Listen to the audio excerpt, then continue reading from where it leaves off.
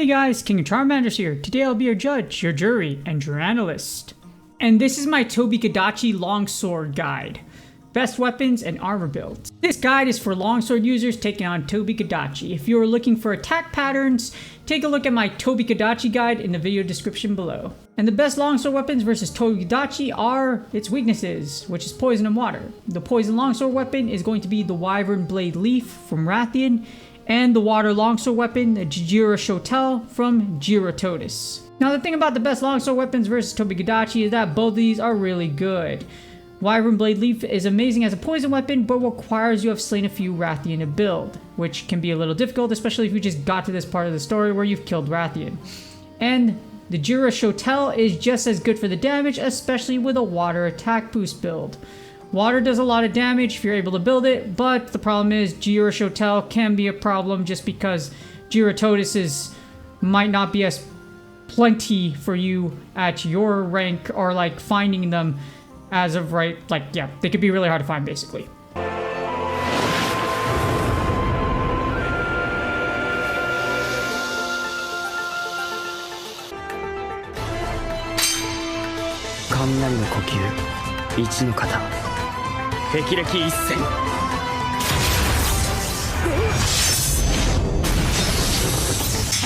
And here's the best budget armor build versus Tobi Kadachi.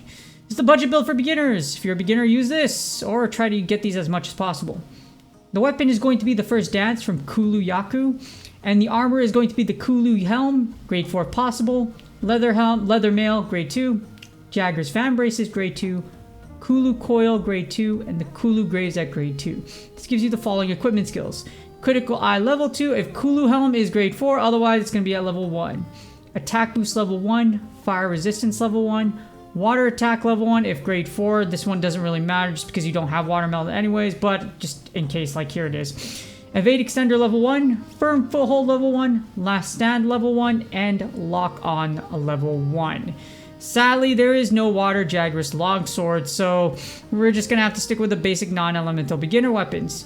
You can use the Iron Katana if you can't build First Dance. But like I mentioned, there is no Great Jagras Water Longsword, unfortunately. Critical Eye and Attack Boost can give you the extra damage you need. Sadly, this early game kit is kind of subpar compared to other weapons, but it does its job. As you see here, the First Dance can still do a whole lot of damage, but this is a level 2 Tobi Kadachi, but it can still do its job, like I mentioned, if you're a beginner and you're looking to take out Tobi Kadachi. And now here's the best armor build versus Tobi Kadachi version 1, which is Poison. For the weapons, we will have Wyvern Blade Leaf from Rathian. For the armor, we got Kulu Helm grade 2, Leather Mail grade 2, Puke Van Braces grade 2, Puke Coil grade 2, and the Kulu Greaves at grade 2. And this gives you the following equipment skills. You got Poison Attack, Critical Eye, Poison Attack level 2, Critical Eye level 2, Health Boost level 1, Attack Boost level 1, Fire Resistance level 1, and Lock On level 1. Poison attack buffs are great. Now here's a note, I know this isn't the best in slot armor, there are other things you can do.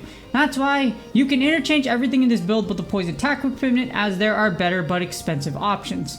For example, the Rathalos Helm has a level 2 attack boost, and the Rathian armor set gives more poison attack boost for some of these other equipment that you have. So yes, it's interchangeable. Not best in slot, but this will do. And the best armor build versus Tobi Kadachi version 2 water, and your weapon is going to be the Jira Shotel, which is from Jiratotis. And of course the armor is going to be the Kulu Helm at grade 2, Leather Mail at grade 2, Jagras Fan Braces at grade 2, the Luma Coil at grade 1, and the Jagras Greaves at grade 2. This gives you the following equipment skills. Water Attack level 2, Attack Boost level 1, Fire Resistance level 1, Critical Eye level 1, Divine Blessing level 1, Firm Foothold level 1, and Lock On level 1. The Jira Shotel is amazing if you can build it, if you've hunted a bit of Jiratotis. So the thing about it is that water ultimate damage can shred through Tobi Kadachi, but yes, Jiratotis can be kind of a pain to encounter. It depends, like, if for some odd reason I either encounter a lot of Jiratotis, or it's just like, oh hi, there's 2 or 3 on the map, go kill them. And hopefully you get enough materials so that you can build a Jira Shotel. In my case over here, I don't have enough to build Jira Shotel, so I don't have one, unfortunately. I've built a few other weapons, but unfortunately, like I mentioned, Jiratotis seems to be extinct or just not spawning a lot for me lately, so that's just what it is. Maybe when Jiratotis, a weekend event or week comes out, I'll just murder enough so I can finally make all the Jiratotis weapons. And here are my longsword tips and trips versus Tobi Kadachi.